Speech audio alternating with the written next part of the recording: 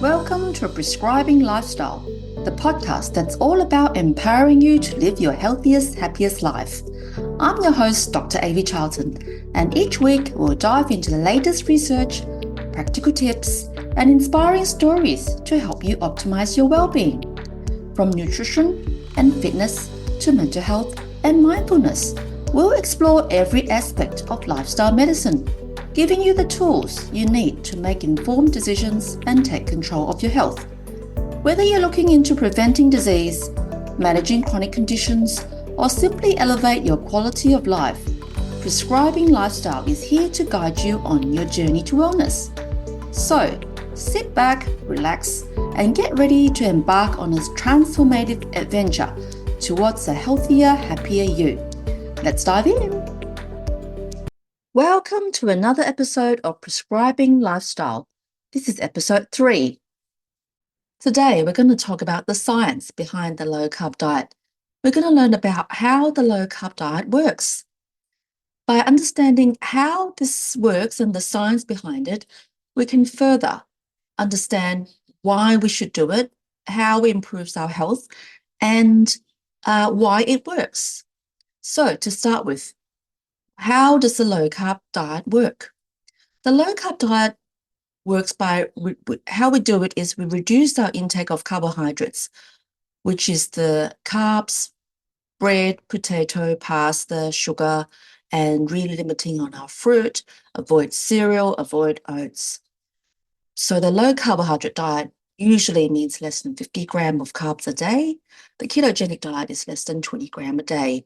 So either works. And what happens is if you really dramatically cut back on your carbohydrates, we reduce our body's blood sugar.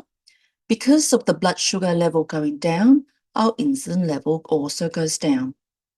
To understand the blood glucose level, we must know that your body can only hold 4 grams of glucose at a time, which is only 1 teaspoon. If you eat a big bowl of pasta, which is much more than 4 grams, your body will have a big bolus of sugar in the blood. All the carbohydrates is converted into sugar, and your body has to make lots of insulin to put it away from glucose and store it as fat, usually body fat. So if you keep working your insulin doesn't want to work. We call it insulin resistant. And if you have too much insulin, you have lots of fat put away by the sugar that you eat. So all the glucose that you eat becomes stored as fat, usually as body fat. So we have increased waist circumference, more deposition of belly fat. Quite often that accompanies with your blood pressure getting higher because there's much more glucose in your bloodstream. In your lipid profile, we also see the triglyceride level going up, which is the fatty bit converted by all the carbohydrates that you eat, and your HDL, your good cholesterol, going down. Your fasting blood glucose might go up in the morning. And all these, we only need 3 out of 5 of these, and we call it metabolic syndrome. When you have metabolic syndrome, your body doesn't function that well.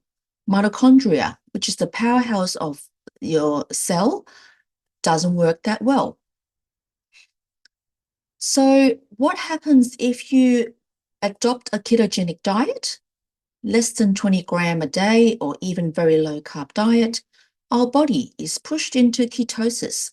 We start to burn fat because we're not eating glucose, we're not eating carbohydrates. Then we start to burn ketones. We teach our body to burn fat. We shift our body's primary fuel from glucose to burning fat or ketones. The ketones are produced in the liver by burning fatty acids when carbohydrate intake is getting low. Your brain can also burn ketones. So we try and shift our body fuel to start burning fat. So with adopting ketogenic or low carbohydrate diet, we can promote fat loss. Quite often our waist circumference can be reduced quite dramatically, and we have greater fat oxidation and more weight loss. our appetite gets more regulated. Having ketones actually helps to regulate our appetite. We feel more satiated. We don't feel as hungry. Quite often, that's the first thing people feel is when they become ketogenic, they're not as hungry. They feel much better. We have improved metabolic health. Our blood glucose goes down. Our insulin works better. Our blood pressure improves. Our triglyceride level goes down. And good cholesterol goes up. So, is there any research in supporting a low-carb diet? There are plenty of research which shows that low carb helps with weight loss, improving metabolic health, improving cardiovascular health, and improving many chronic diseases. So we can look at maybe a study done by that is published in the British Medical Journal, showing that low-carb diets are more effective in weight loss than the low-fat diet. And if you look at the obesity reviews, the low-carb diets are effective in improving the markers of metabolic syndrome, such as blood pressure, triglyceride, and HDL. We also found in British Medical Journal that low-carb diets can improve in cardiovascular health. There's lots more studies showing that low-carb diets can improve in chronic conditions such as mental health conditions, fibromyalgia, irritable bowel syndrome, and Alzheimer's disease, and even schizophrenia and mental health conditions. So then we can consider the next topic is, how does a low-carb diet compare to other dietary approaches such as low-fat diet or calorie restriction? We've all been taught to eat low-fat since the 1970s when the dietary guidelines have asked us to eat low-fat. But you know it doesn't work because obesity is getting higher and higher, and diabetes is getting higher and higher. So there's studies actually showing that low-carb diets will lead to greater weight loss compared to the low-fat. Compared to the calorie restriction works as well in the short term, but it becomes difficult to sustain in long term because people get hunger and it affects their mental health, and they get obsessed with food because they're not getting enough nutrients from long-term calorie restriction. You can't be calorie restricting yourself in the long term because it's not sustainable. Low-carb diets also improve all the markers of metabolic health, improve insulin sensitivity, improve your blood glucose level, and improve your triglyceride level. In turn, it improves your heart disease risks and reduces your risk of diabetes, or even reverse your diabetes. In my clinic, there's lots of patients that improve their diabetes. For example, I've had a man who I have just told him that he's become a diabetic. I told him how to do low carb, and his HbA1c has gone from 6.5 to 5.9, and he's lost maybe 10 kilos, felt much better, less mental health conditions, and much more energy. So time after time, there's lots and lots of these stories that come up in my clinic. I'm going to address a few concerns and misconceptions that people have about eating low carb. People get worried that you are eating too much fat, that you will have heart disease. There is actually no evidence showing that healthy fat will increase your heart disease. In fact, the American Heart Diet Association has actually come out to say that saturated fat doesn't increase your risk of heart attacks or heart disease. Some people have concerns that there are risks of nutrient deficiencies, including fiber, grains, and fruit if you eat a low-carb ketogenic diet. And some have concerns about adequate intake of vitamins and minerals. But any diet can have risk of insufficient intake. In fact, Jessica Turden, who is a low-carb dietitian, have done studies that you can do a well-formulated ketogenic diet And we can have all the adequate nutrients and we don't lack essential vitamins. Some people worry about being in ketosis and worry it could be harmful or dangerous. Ketosis is actually safe and very well tolerated. It promotes your fat burning. We shouldn't be confused with the word ketoacidosis. Ketosis is nutritional ketosis, is a natural body state. When you're in hunter-gatherer, your body are actually in ketosis for a long term. When you're a diabetic, type 1 diabetic, you can be ketoacidosis, and that is too much acid in your body, and that is a dangerous condition. Some people are concerned about athletic performance, and being ketogenic might impair your ability to perform high-intensity exercise.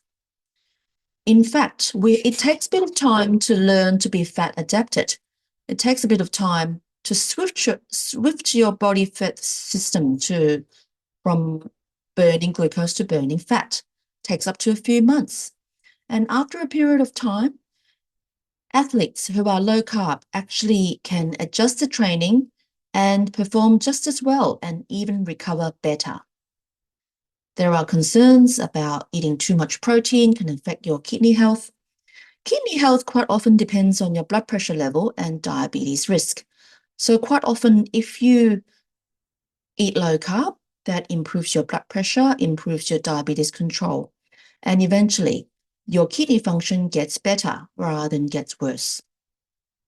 There are concerns about sustainability because it's difficult in the modern lifestyle. Some people worry that it's not sustainable because it takes so much time. We run out of time and it's so hard when you're going out. So that is why we should try and understand the science behind low-carb nutrition. Practical tips and takeaways. Number 1, understand the basics, understand the science, understand why it works and how it improves our health. Number 2, explore the evidence. There's lots and lots of studies showing that low-carb works, improves your weight loss, improves your metabolic health, and reduces risk of heart attacks. Number 3, start with small changes. Maybe start by making changes one meal at a time. Get rid of sugar and processed foods first. Number 4, make sure you have good quality food. Focus on your quality of food such as meat, veggies, real foods. Eat your nuts and seeds and healthy fats. Get rid of vegetable oil and seed oil. Number 5, seek professional guidance. I am here to guide you. I have a whole community with lots of experience. I'm in touch with nutritionists and dietitians who can guide you through the journey. Number 6, monitor your progress. Keep track of your progress and monitor how your body feels. Be flexible and adaptable and focus on long-term goals.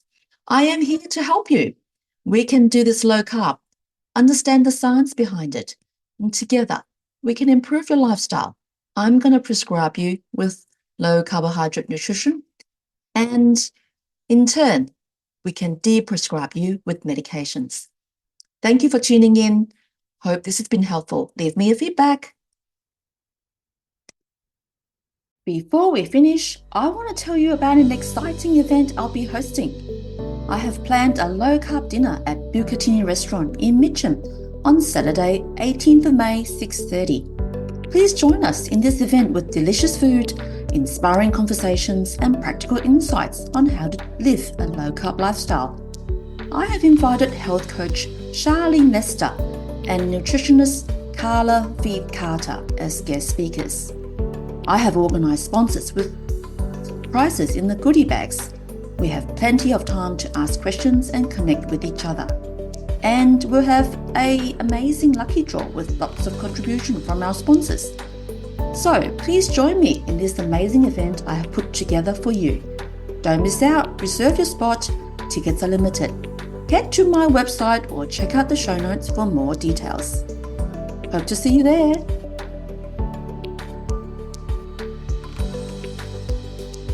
Thank you for tuning in to another episode of Prescribing Lifestyle. We hope you found today's discussion insightful and motivating. Remember, your health journey is a marathon, not a sprint. Implementing small, sustainable changes over time can lead to sustainable improvements in your well-being. Remember, these podcasts are not to be treated as medical advice. You should see your own doctor for medical treatment, or you can come in to see me in my clinic in Melbourne Low-Carb Clinic, face-to-face or telehealth Australia-wide. If you have enjoyed today's episode, please subscribe, rate and review us on your favourite podcast platform. Your feedback helps us reach more listeners and continue bringing you valuable content. I also want to invite you to head to the website of Melbourne Low-Carb Clinic to download a free ebook and join my free community on Facebook. Stay connected with us on the socials. And don't forget to share this podcast with your friends and family who might benefit from our discussions. Until next time, keep prioritizing your health and embrace the power of lifestyle medicine. Take care and see you soon on Prescribing Lifestyle.